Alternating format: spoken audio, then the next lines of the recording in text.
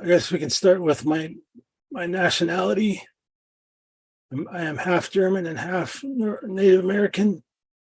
What is it about that? I mean, that you can tell us why, from your side, do you think that is what they're doing? Why are they targeting the First Nation kids? In my opinion, it is definitely a bloodline thing. And there's so few of my Native American tribe left that on my reservation, there's about 10,000 of us total. That's in the entire world. So there's not many of us left. So even 50 years ago, there was maybe even less of us then. But I think that's the primary reason why they pick and choose from these tribes. In my story, most of my brothers and sisters are mostly my cousins. They're all adopted from the same families, by the same family. So, how many kids are we talking that were adopted by the same family that adopted you? How many 11. of your 11?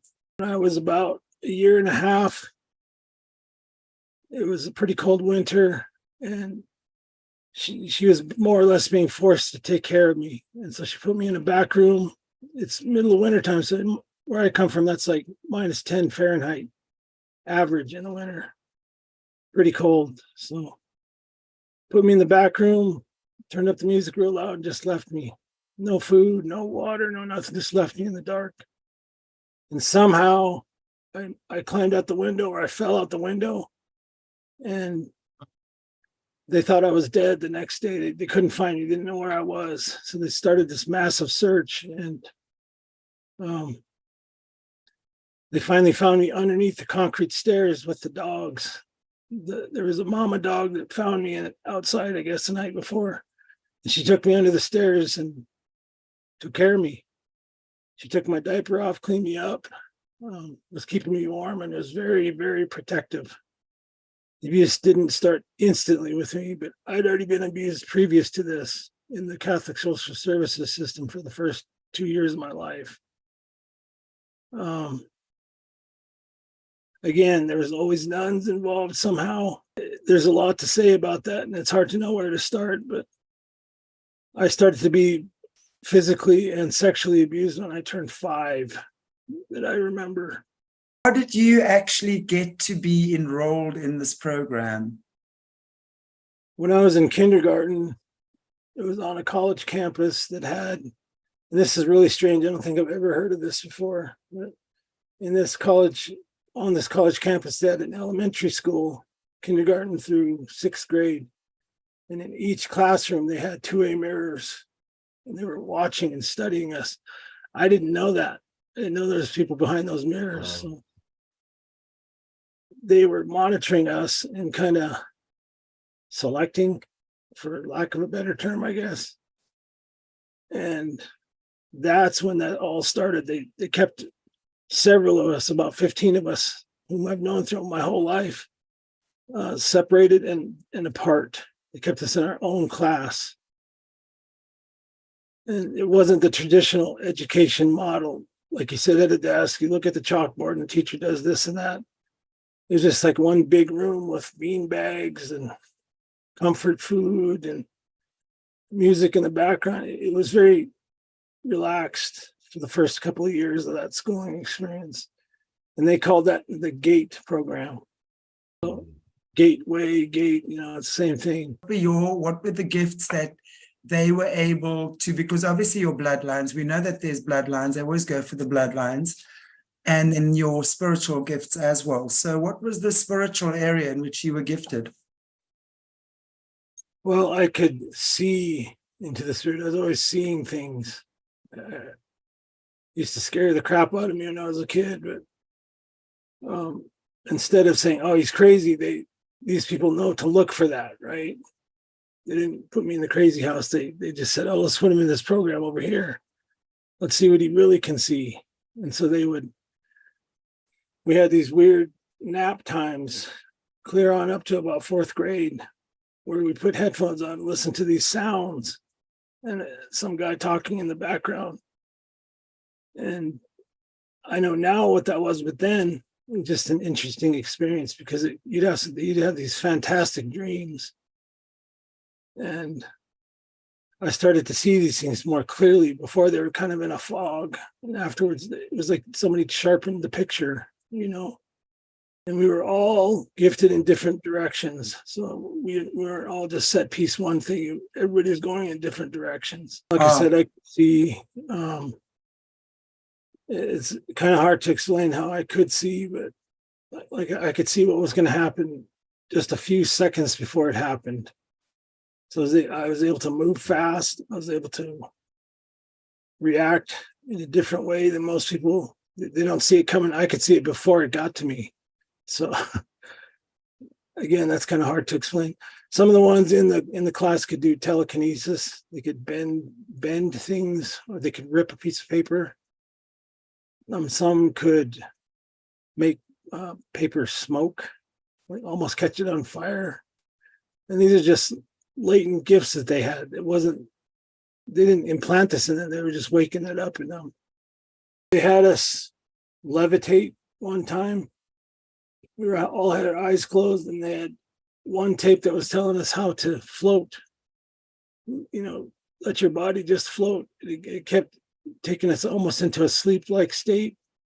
And I came out of it, and I fell about 2 inches back to the mat. I can't explain at all how that happened or what happened, because I didn't know the mechanics of it when I was a child. I didn't know what was happening. It was actually kind of scary, but well, it was so normal at that point that it really wasn't scary. The levitating thing I didn't expect, and I didn't know that it was levitation at the time. I didn't even know what to call it. They didn't say, "We're going to make you levitate today, children." They just had us listen to something, and then it started to happen. It was almost like a group mindset or a hive mindset. Wow. Beginning in the 4th grade, one of the quote teachers turned into an abuser. And she lived in my neighborhood, and there were 3 other women that joined her. Again, I wasn't versed and schooled on what to call these people at the time. So my favorite term for them is they or them. It's kind of a blanket statement, but yes, it did turn into abuse then. It was a sexual initiation into sex magic is the only thing I can describe it as. Are you saying that the gateway experience for the kids, or for you in particular, was coupled with sex magic from older women? Yes. And at the time, I thought I was the only child going through this, but it turns out that all of us face that at some point. Wow. I have a common experience. So it was like you got the humans out here who are doing their thing, and the powers that drive those humans wanted a piece of the action, I guess. That's the only way I can say anything about it, I suppose. But it was for a higher purpose. Let me just put it that way. You're special and you're trying to do something good, but at the end of the day, you're actually part of the bad guys and with their mission, and then realizing. I know a few superhero movies that I think, like in DC Comics or Marvels, there's like a lot of those stories where they fight for what they think is the good guys. They get trained to be the superheroes, but in fact, they realize while they're battling that they're actually the bad guys and not the good guys. That's an interesting point of view, because that is kind of what that was like. I mean, we were being trained. And again, I'm trying to give a long view of an even longer story here. We were being trained to face something in the future that we were told was bad, when actually it wasn't bad. It was good. So, Wow. in a particular case, my entire family's been in the military, so it was a shoe-in for me to be part of that whole machine, if you want to call it that. Cub Scouts, Boy Scouts, Royal Rangers, Young Marines. I did all those programs. And they always put the gate kids in positions of leadership.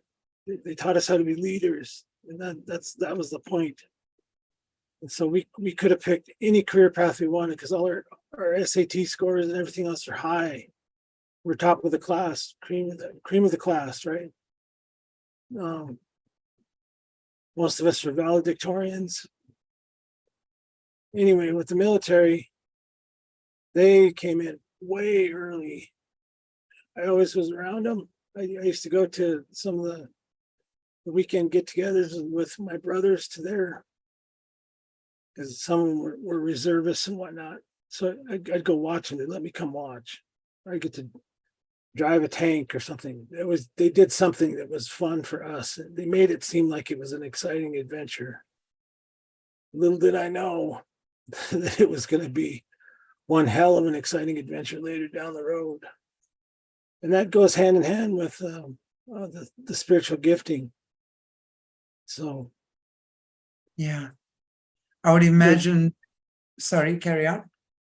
There's some of the things that I did, unless there's operational detail out there that has already been released, I'm going to be really super elusive about it, just because I still feel uncomfortable about talking about some of that stuff to people who weren't there. But I can describe it to a degree. And we'll do that as we go along. I'm not going to talk about which branch, but if you've ever heard of the Christians in Action, they were involved. Bunch of the alphabet soup people, they were involved because of the GATE program. So they had a hand in this real early. And some of the things that we did were just, it sounds like a fantasy book or something, you know, but it was real. It was true. It happened. And the effects of what we did are reverberating to this day in the world you see now. And all the 20-something years ago now. So I'll mention locations, and you can decide for yourself if you want to remember that or not. But you'll see it in the world stage. Yeah, absolutely. I think it's becoming more and more apparent to us as we go along that, you know, can you tell us how old you are? Just give us an idea of how old you are. I'm too young to be old, and I'm too old to be young. Okay, he's that around age. about that age. Okay, He's that age. But yeah, I think kind of like what I was sort of getting at was that at the time that you were doing your training, it just seems to me that from where I'm looking now, there's a lot of people that are either these sleeper soldiers or have been these you know, MK Ultra kids that have been working, you know, that have been trained in the military, stuff like that. It's coming out now more and more. A lot of this stuff is coming to the fore now, and it's in a big age group of, let's say, late 40s to early 50s. Do you think there's anything significant about that per se? Or do you think it was just at the time that the military was really experimenting and they had all sorts of gadgets available to them at that stage? From what I saw, most of what we call high technology right now, they had that stuff in the 30s. They just didn't release it to us, mostly because they didn't understand it. They had to reverse engineer, they had to look, they had to find parts and pieces. So I always say what we found was God's TV remote, and we had to take it apart and find out how it worked. And we were like, look at this fantastic machine. It's amazing. It's, oh my God, we push this button and this happens. Well, it's still just God's remote.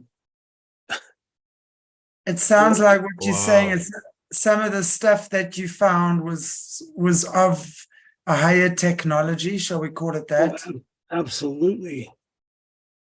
The highest technology. I can't even describe to you what it was like to see some of this stuff. I know you guys have talked about underground cities and whatnot. I'm not going to name any of that kind of stuff, but I can tell you the places that I went to. You're talking kilometers deep, full of danger, full of all kinds of crazy things that you would never imagine seeing out here. And it was the point and purpose of it was to find technology We didn't call it technology; they call it artifacts.